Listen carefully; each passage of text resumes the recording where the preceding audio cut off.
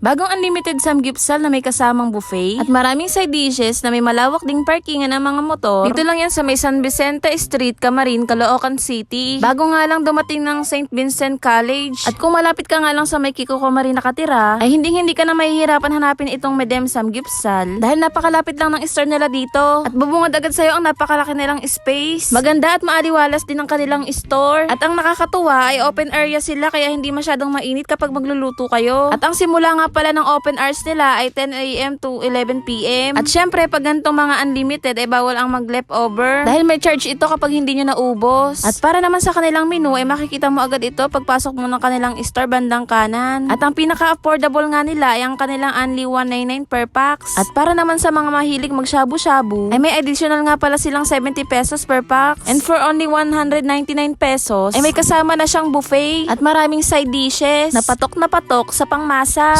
Sulit nga ang 199 pesos mo dito dahil napakarami ng pagkain na mapagpipilian. May mga pasta, may ulam, may salad, may mga Korean food. Syempre may lettuce na kukumpleto kapag kumain ka ng samgyupsal. At may mga prutas din na pantanggal umay, charis. Meron din nga pala silang mga dipping sauce dito. May soy sauce with lemon, gochujang at samjang. And wait, there's more. Kasama nga rin pala ang kanilang only wings sa may 199 pesos only. At ang maganda pa nga dito ay air conditions ang kanilang mga pagkain. Sana all, charis.